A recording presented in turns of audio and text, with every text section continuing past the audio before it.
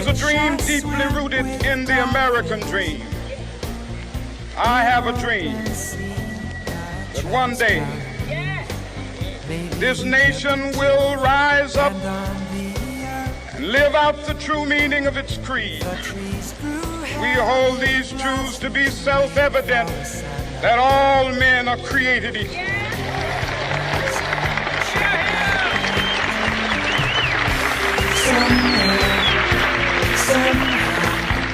I have a dream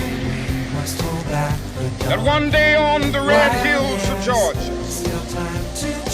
sons of former slaves and the sons of former slave owners will be able to sit down together at the table of brotherhood. I have a dream that one day even the state of Mississippi, a state in 9 short days, nearly half the nation will have the chance to join us in saying that we are tired of business as usual in Washington. We are hungry for change, and we are ready to believe again.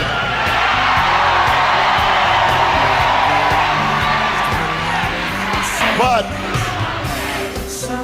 if there's anything, though, that we've been reminded of since Iowa, it's that the kind of change we seek will not come easy.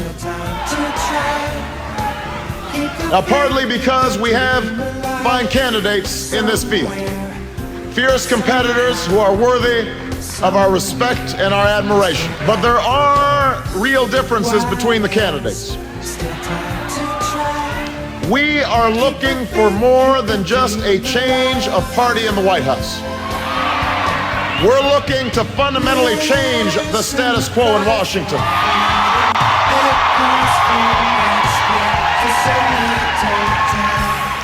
It's a status quo that extends beyond any particular party. And right now, that status quo is fighting back with everything it's got, with the same old tactics that divide and distract us from solving the problems people face, whether those problems are health care that folks can't afford or a mortgage they cannot pay.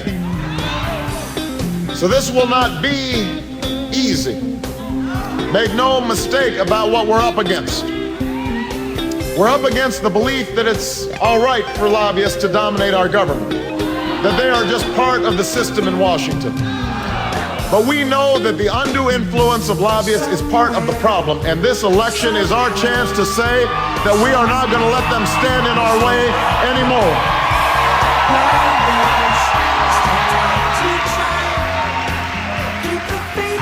We're up against the idea that it's acceptable to say anything and do anything to win an election. But we know that this is exactly what's wrong with our politics. This is why people don't believe what their leaders say anymore. This is why they tune out. And this election is our chance to give the American people a reason to believe again.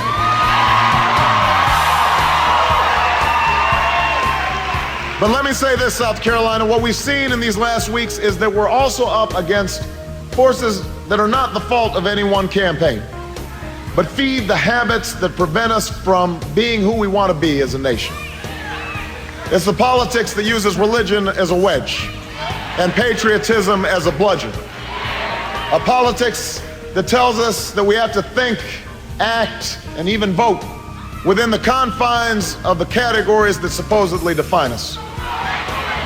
The assumption that young people are apathetic. The assumption that Republicans won't cross over. The assumption that the wealthy care nothing for the poor and that the poor don't vote.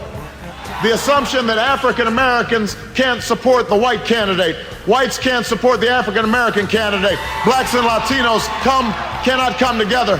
We are here tonight to say that that is not the America we believe in.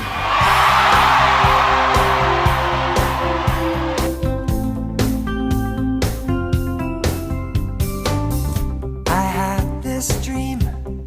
There's another ingredient in the American saga. A belief that we're all connected as one people. If there's a child on the south side of Chicago who can't read, that matters to me even if it's not my child. If there's a senior citizen somewhere who can't pay for their prescription drugs and having to choose between medicine and the rent, that makes my life poorer, even if it's not my grandparent. If there's an Arab American family being rounded up without benefit of an attorney or due process, that threatens my civil liberties.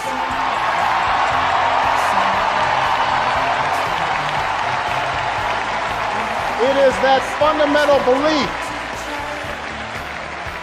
It is that fundamental belief, I am my brother's keeper, I am my sister's keeper, that makes this country work. It's what allows us to pursue our individual dreams and yet still come together as one American family. E pluribus unum, out of many, one. Now, even as we speak, there are those who are preparing to divide us. The spin masters, the negative ad peddlers, who embrace the politics of anything goes. Well, I say to them tonight, there is not a liberal America and a conservative America. There is the United States of America. There is not a black America and a white America and Latino America and Asian America. There's the United States of America. The pundits like to slice and dice our country into red states and blue states. Red states for Republicans, blue states for Democrats. But I've got news for them too. We worship an awesome God in the blue states, and we don't like federal agents poking around in our libraries in the red states. We coach Little League in the blue states, and yes, we've got some gay friends in the red states. There are patriots who opposed the war in Iraq, and there are patriots who supported the war in Iraq. We are one people, all of us pledging allegiance to the Stars and Stripes, all of us defending the United States of America.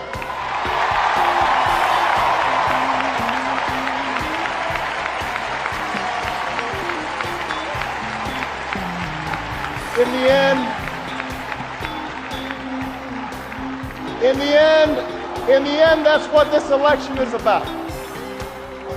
Do we participate in a politics of cynicism, or do we participate in a politics of hope that declared the destiny of a nation? Yes, we can. It was whispered by slaves and abolitionists as they blazed a trail towards freedom through the darkest of nights. Yes, we can. It was sung by immigrants as they struck out from distant shores and pioneers who pushed westward against an unforgiving wilderness. Yes, we can.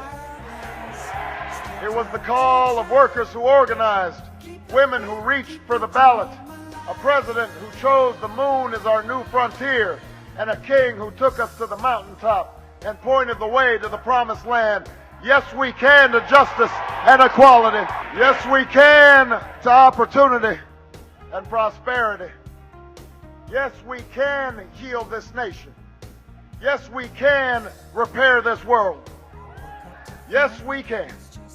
And so tomorrow, as we take the campaign south and west, as we learn that the struggles of the textile workers in Spartanburg are not so different than the plight of the dishwasher in Las Vegas, that the hopes of the little girl who goes to the crumbling school in Dillon are the same as the dreams of the boy who learns on the streets of LA. We will remember that there is something happening in America, that we are not as divided as our politics suggests, that we are one people, we are one nation, and together we will begin the next great chapter in the American story with three words that will ring from coast to coast, from sea to shining sea. Yes, we can.